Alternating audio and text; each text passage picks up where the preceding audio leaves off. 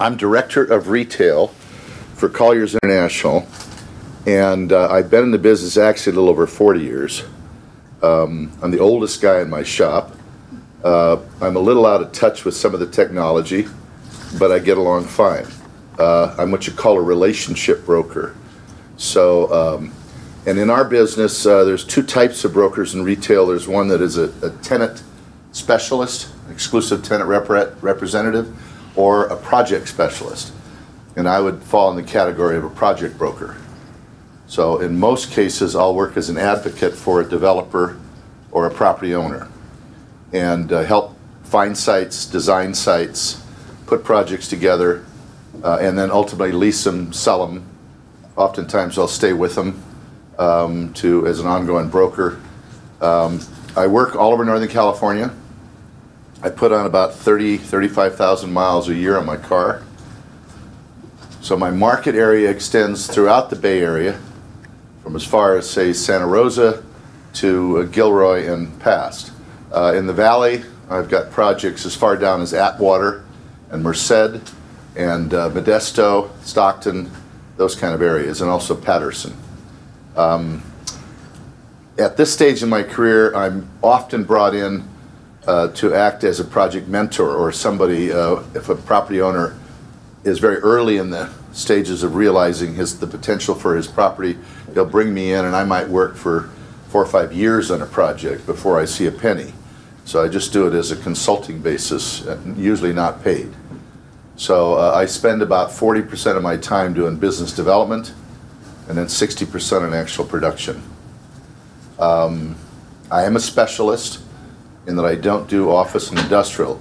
Because of my age and tenure, I've done industrial and office, and I actually know quite a bit about it, but my real specialty is retail shopping centers. I started at Grubb & Ellis. I went to San Jose State, so I'm not a Stanford or Cal graduate. Blue-collar background. My dad was a welder.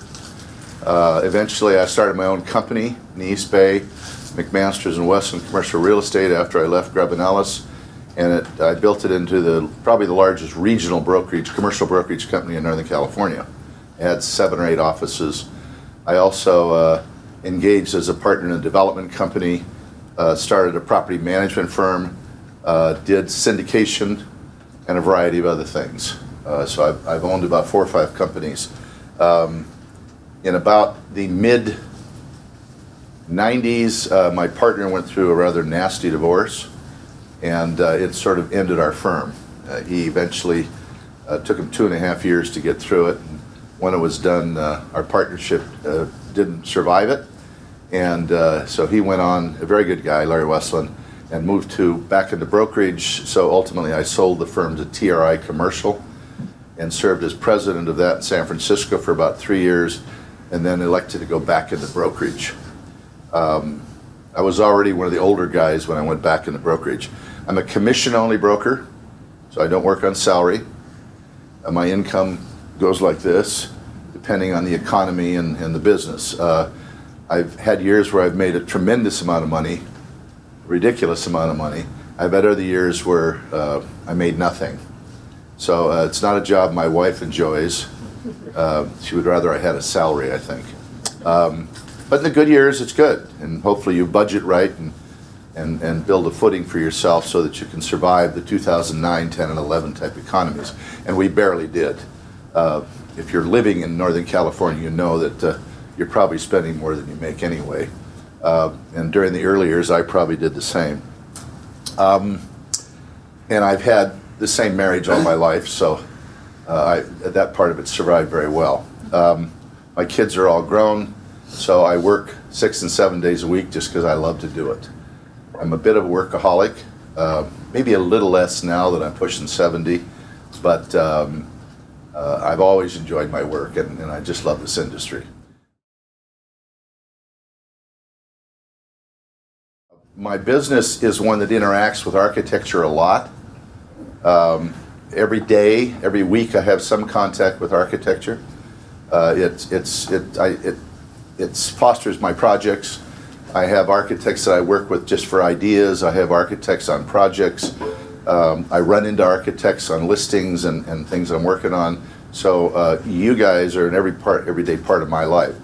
Why do I know you guys? Because Jim Heilbronner and I have been friends for 30-some years, and we used to enjoy wines together, and we were on panels together. We did a lot of stuff, and we went after projects together.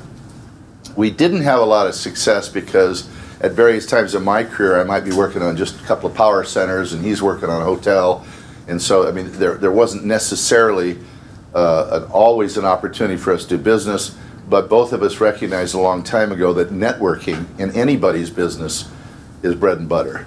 You have to network, and a lot of us are shy and not inclined to go out and rub elbows or even understand sometimes how we network and how we work, but it's essential in my business. I'm a salesman, and all I really have is my skill set to sell.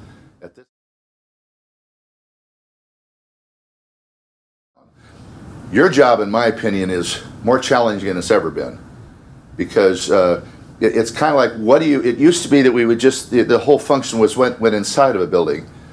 Now, in order to recreate communities, we have to look much more seriously and creatively at what's going on outside the building, between the buildings. All the things around the architecture, it's not inside anymore. It's a lot about how do you bring communities back and how do you get them back into place, right? So I'm, as old as I am, I'm learning that I have to be more sensitive now to looking at how signage impacts, because it impacts differently today than it used to. We have to look at how traffic patterns, pedestrian patterns, circulation, how it impacts on not only the building, but the community around it. And part of architecture today is that. It's bringing us back together. And it's very, very hard to do. When we've already taken City Hall and put them out there on the freeway and put the Macy's over here, and we've already done that. Now we got to go back and clean up the mess that we created, because our communities are disjointed. They're not functioning as well as they used to. And we have to bring them back. So part of my job, when a property owner asks me to come in, is for me to try to read that pattern and try to get some understanding so that I can get the highest and best use out of the land. I want to sell it. I want to make a commission. And I can just go find a box guy and sell it to him. But if I want to maximize the value, because the box guy is going to pay less, the infill type use is more expensive use of land. So it creates higher rents. And therefore I make a greater commission. So it's in my best interest to go in and understand this and try to create a community instead of just a shopping center. Trying to create more dynamic within that community. And therefore the end result is it'll continue to feed off each other and build. And that's where we get into concepts like mixed use. Do they belong there? Don't they belong there? What is mixed use? What kind of uses can you really mix? And those kind of things. I, for one, don't like mixed use in some of the core areas. The best example of that's the Pleasant Hill BART station. We all use that example because it was a bad decision by cities, and it was a bad design decision, but the developer had no choice. He just figures it's a loss leader. I want to build houses, and so you get a residential builder building commercial. He has no business doing that, but he's doing it because the city wants to have income, so they force retail on the ground floor, and we end up with 10 years of trying to lease it and turning it over constantly and not getting any rents because it's not well parked, it doesn't circulate well, all the things that you need for retail. The better answer is that, like in a downtown area, when you put residential on top of commercial, you have to make sure that you're in an environment where that commercial can thrive. There has to be a critical mass of retail in order for it to survive. You can't just plop in 5 shops at the base because there's 300 people moving in. A shop can't live off 300 people. I mean, it's a funny thing. Somebody says, well, I got 300 units being built. Well, 300 units is about 600, 700 people. And most of them are there because they're going to commute on BART and go to the city. So that 300 units doesn't mean squat. Doesn't mean anything. It isn't going to generate retail. Retail has to come about by the community that's already there. There has to be a pedestrian pattern. There has to be something other. If you're over by the Pleasant Hill and majority of the population there is leaving in the morning and come back at night, they're not shopping. They may have coffee at the Starbucks in the morning, maybe when they get home.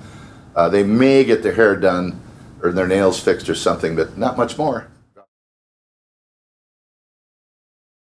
if you're going to be in the commercial real estate business, like we all are, like you are and I am, you better have a fundamental understanding of what's going on in Sacramento, what's going on at the ballot box. You know, it's kind of like somebody says, well, why even vote if I was a Republican?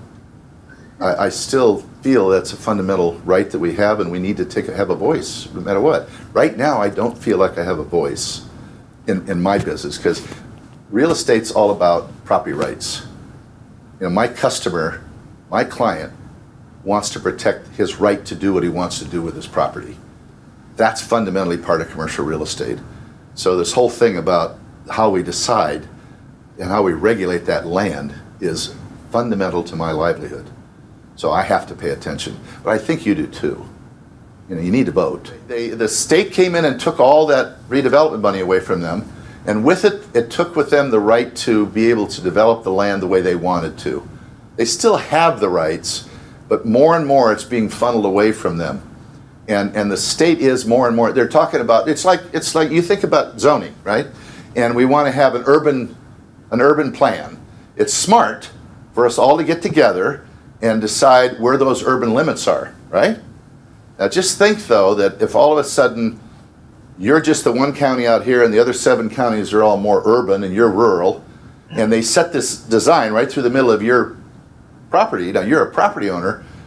What do you feel about that? They just took away your right to develop the land the way you wanted to, the assets you left for your family and for kids and everything, for the greater community, right? That's why they did it. But just think about who's in charge now. The local community is not in charge anymore, the state is. The state decides where those urban limits are, and if you want to do anything within your community, you got to go to the state for their permission. So all those things have profound impacts. It may be right.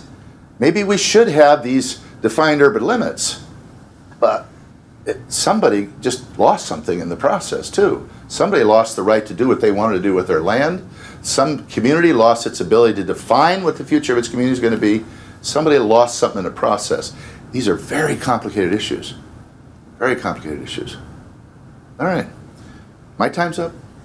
Thank you. You can all go back to work. Thank you.